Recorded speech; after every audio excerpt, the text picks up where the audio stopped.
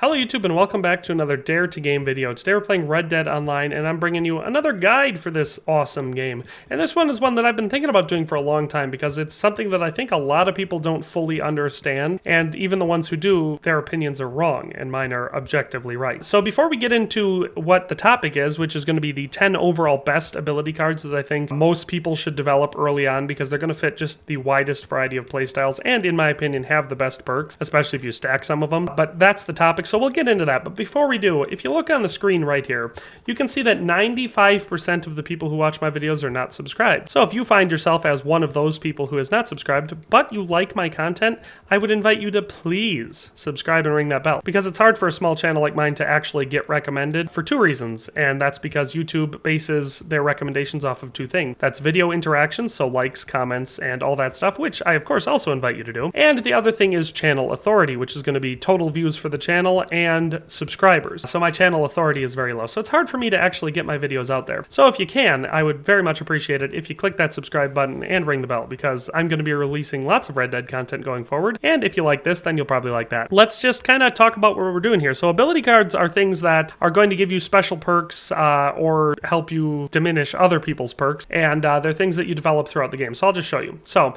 if you want to see where they are, because I don't know, maybe you don't know where they are, you just go into your start menu and it's going to be right under progress. You have abilities and there's going to be just a whole bunch of different ones. So you've got one category that's just for Deadeye, and that's going to be these ones here are your only options for that category. Then you've got three passive ones, and for those you're going to be able to pick from various categories. There's this one which is defense abilities, combat abilities, and recovery abilities. And trust me, there's a lot of good perks throughout all of these. I'm not saying that all the rest of these aren't good. I'm just saying that the 10 I'm going to go through today are, in my opinion, just going to be the absolute best ones that you really should consider for your playstyle. So let's just start going through them with number 10. So at number 10, I have this one, which is a defense ability. And as you can see, I mean, I've actually got all of my ability cards leveled all the way up. This one at level 3, it just says your Deadeye and Eagle Eye drain much slower. And so this one is a useful ability both in and out of combat. It makes both your Eagle Eye and your Deadeye drain much more slowly, which that's really a big deal because Deadeye which is the kind of aimbot, I guess is what you could call it. It will highlight things and make your shots way more accurate. But anyway, that drains really fast if you haven't used any tonics that boost it. And Eagle Eye, which is what you use to kind of search for animals or plants or whatever when you're hunting and doing stuff like that, that only lasts like 10 seconds before it shuts off. So if you use this one, it's going to make both of them drain much slower, which means that you can stay in Eagle Eye or stay in Deadeye much longer. That's why this one is one that a lot of people overlook, but honestly, gameplay-wise, it adds a lot to the game. So I definitely recommend checking it out. And if you've ever found yourself annoyed by how quick the Eagle Eye shuts off or how fast your Deadeye drains, then definitely think about using the unblinking eye. So that's number 10. Let's move on to number 9. So at number 9, we have Fool Me Once, which is another defense ability. And this one is going to be big for, I know a lot of people get annoyed by griefers, people that just like to kill other players in game. Don't get me wrong. Sometimes I do it because sometimes it's funny, but I know it's not funny getting it done to you. So this is one that helps with that. And it just says you take much less damage each consecutive time you are shot. This effect ends if you are not shot for 10 seconds. This one basically will help you prevent enemies from getting the drop on you and killing you before you can actually shoot back. This is going to be handy for a lot of people because I know personally I've been shot in the back a whole bunch of times in this game, and it's usually by someone using something low damage like a repeater from a long range or semi-automatic handguns, which fire fast but do little damage. So that's what this one comes in handy for. So as they keep shooting you, you'll deal less and less damage, which almost certainly is going to give you enough time to either pop a tonic or duck for cover or turn around and shoot back. It's going to give you the ability to not just get wiped out immediately, which is why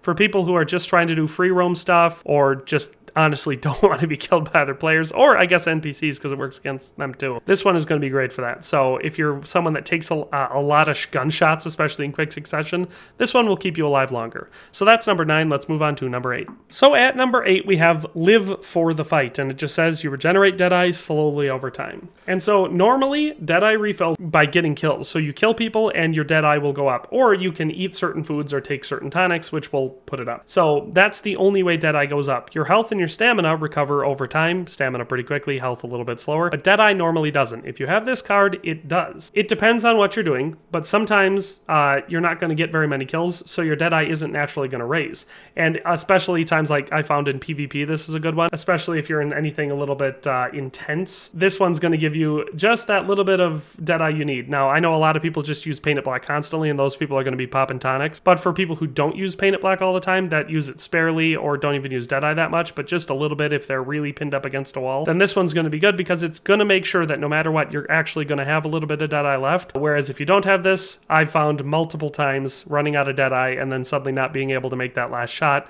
and then you die. So that's why I think Live for the Fight is definitely a super underrated card, and I think a lot of people, especially people who use PvP, will find this one useful. So that's number 8. Let's move on to number 7. And number 7, we have another recovery ability, one that I actually really like. I think this is a good one, and it's the Iron Lung one. So this is your stamina regenerates faster, and you take much less damage depending on your current stamina level. So this one does two things, and they're two very good things. So stamina is one of the first things that you'll probably max out because you just gain stamina by running.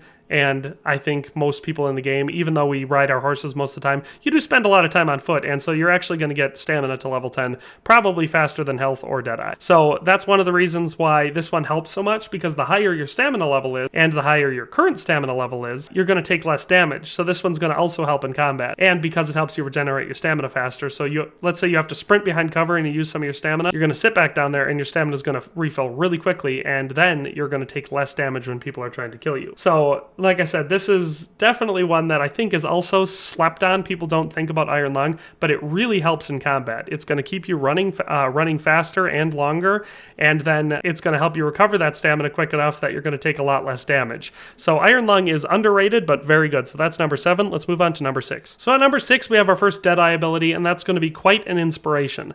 And this one actually has a lot of advantages to it, and I find, interestingly, I've got a whole bunch of builds for ability cards that I will tell my friends and people when we're playing in a posse, because if you each dedicate yourself to one role, it makes your posse almost undefeated, and this is definitely a good one if you want to have a healer on your team. So this one says, while Deadeye is active, you and your allies quickly regenerate health. If more than one member of your team has this ability, the effects do not stack. So like I said, this is one where you want to make sure you know if someone in your posse is using this, so you don't waste the slot on it. But other than that, it's very good if you're team oriented. If you're not, it doesn't really, make a big deal. So that's not going to help you that much, but it's still a super good perk. There's another one called A Moment to Recuperate, which is over here. They do the same thing, except Quite an Inspiration does more, so I don't recommend doing A Moment to Recuperate. I recommend just going for Quite an Inspiration. But yeah, like I said, this is going to really help you a lot when let's say your health is just down real low and you're in combat, so you're probably going to go into Deadeye anyway. This one is going to make sure that while you're in Deadeye, killing your enemies, you're also gaining your health back quicker, and so are your allies. So that's why I think Quite an Inspiration is definitely a super good ability card to use. So that's number 6. Let's move on to number 5. So at number 5, we have Sharpshooter, and it just says, while using a scope, you deal much more damage and take much less damage. So this one enables you to do a lot more damage to enemies while you're looking through your scope, and also you're going to take less damage, and that makes it the most important perk if you're going to be a sniper. The rifles already do a ton of damage, but sometimes you don't get the shot you want, so you're going for a headshot, so you can just drop them in one. Maybe they move a little bit and you just nick them on the shoulder or something like that, and it doesn't kill them in one shot. This one is going to help a lot because A, you're going to do more damage, so even if you shoot them right in the chest, you're probably just going to kill them anyway, and B, if they have to shoot back at you, they're not going to be able to deal as much damage while you're aiming down the scope, which is, perfect for snipers. So like I said, I think a lot of people are aware of the Sharpshooter one, but I definitely had to include it on the list at number 5. And the reason I put it at number 5 and not higher is I'm not a sniper in the game. I don't generally use it as much. I have used it, and whenever I decide that I'm going to be a sniper, I pop this card on. That's why it's not higher, but it is super important. So that's number 5. Let's move on to number 4. So at number 4, you'll see one that I do have equipped, and that's because it's definitely a very useful one, especially for close range combat, and especially if you're using things like shotguns, repeaters, or handguns, either revolvers or pistols.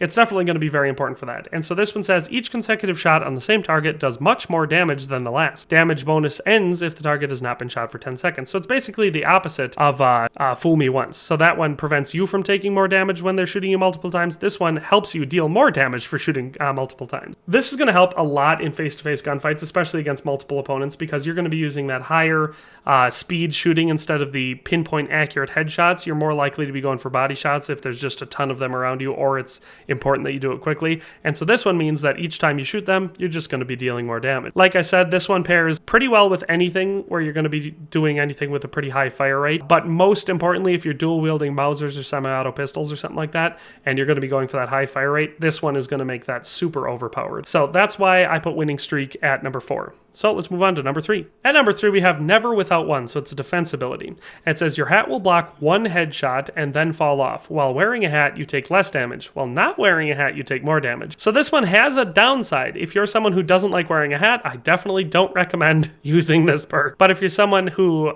always wears a hat anyway, then I definitely recommend this one because it's going to save you. I've been saved by this a ton of times. I've had people shoot me in the head with an elephant rifle, and it doesn't kill me because I had this perk on and I was wearing a hat. Now, mind you, they shoot you again, you die, but it helps. Basically, this one is perfect defense against griefers, at least a lot of the time. And it has certain PvP things that are nice too. I think a lot of people understand that griefers primarily like to be snipers, and they'll sit off at a distance and they'll shoot you with their sniper rifle. If you've got this one on, that first shot that they take when you're not suspecting it won't kill you. At least not if they go for a headshot, which most often they will. So that's why I definitely really like the Never Without One perk. It saved my life countless times, not just against griefers, but in regular PvE missions where you're just getting shot from all over the place. A headshot will kill you in one shot normally, especially if it's something with a rifle repeater or a shotgun and it's a decent close range. But with this perk, your hat just flies off, and then you just got to make sure you put another hat back on. It doesn't need to be your hat, you just need to be wearing a hat. Definitely the Never Without One is a huge, huge benefit to most people's playstyles. So that's why it got into the top 3. But let's move on to the second best one in the game, in my opinion. So at number 2, I have Gunslinger's Choice, which I think most people will agree is probably the best, if not, I have it at the penultimate, but a lot of people are going to argue for the best, but it's a super important perk that most people will use. So this one just says, while dual wielding with ranged weapons, you deal much more damage and are much more accurate. So this one is the one that you'll see a lot of people who do PvP or just high-speed PvE, myself included. This is what makes them so good on horseback, especially. I mean, if you want to go on horseback, you can also use the Horseman perk, which is going to help you deal more damage on horseback. But that's neither here nor there. Stop distracting me. This one is the one, so I use, my best combo is 2 Navy revolvers. Sometimes I'll use 2 Mausers. I've used 2 sawed-off shotguns. All sorts of stuff. But for those 2 Navy revolvers, this is what makes me so pinpoint accurate and why I get so many headshots. Because instead of having less accuracy, which is the standard if you're dual wielding, you now have more accuracy. And of course, you get a nice damage boost. So that's what makes Gunslinger's Choice so freaking good. Because dual wielding is objectively better than just using one handgun if you use this. Because normally, if you use 2 and you don't use this card, then your accuracy sucks. And even though you have a much higher fire rate and more ammo to shoot, at any given time, you don't hit any of your targets. So dual wielding is stupid then. So you got to use Gunslinger's Choice. That's why I have it at number 2. I use it all the time. I change a lot of these other cards around, but I almost always have Gunslinger's Choice equipped. So that's number 2. Let's move on to the number 1 best card in the game, or at least probably most important card in the game. And so at number 1, we have Paint It Black. And this shouldn't really surprise anyone because if you've played the single player game, Deadeye is a lot more prominent because it actually slows down time. In the online mode, it does not slow down time, but you can still use Paint It Black, which is going to be almost aimbot. You can cheese it and get around it. Slippery Bastard helps with that, so that way while you're using Deadeye, people can't as easily hit you, so that's fun. But Paint It Black is going to be basically you go into Deadeye mode and you highlight a specific spot and then you fire, and you can do, it depends what your weapon, if your weapon holds 10 rounds and you've got enough time and you do it quickly enough, you could paint 10 of them, or most times it's 1 or 2. But then you just fire and it will shoot exactly where you place those. So like I said, it's almost aimbot. It also drastically increases your weapon's range and accuracy. So when you're in there, you're not going to have a bloom, so there's no RNG. It's going to shoot exactly where you're pointing. And that's going to give great boosts to things like shotguns that have really limited range. They're going to have the max range that's possible for them if you use it in Paint It Black. Most often, I just use it with handguns because that's almost always what I fight with. But it's definitely useful, and if you learn how to do it, it's really, really good. So like I said, that's just the 10 overall best ability cards in the games, the one that I think most people can benefit from. I've considered doing some more specialized guides for like certain play styles or stuff like that. What's going to be your best ability card loadouts for that play style? And if you'd like to see that, definitely let me know down in the comment section. Or if you have any specific ones like I want to be a gunslinger, or I want to be a ninja and just use melee, or whatever, what's the best ability card loadout specifically for a sniper. If you have any requests like that, just let me know down in the comment section. I've got notes jotted down for ability cards for basically every different playstyle I've ever used, and I found that some of them make you super overpowered. So if you want to see any of that, definitely let me know. But in any case, thanks for watching and have a nice day, and we'll see you next time. Thanks for watching another Dare to Game video. If you like this video, please leave a like and a comment. If you haven't already, be sure to subscribe to the channel. If you like my content and would like to support this channel, consider becoming a member today for as little as $1.99 a month. It makes a huge difference. But in any case, thanks for watching and have a nice day. I'll see you next time.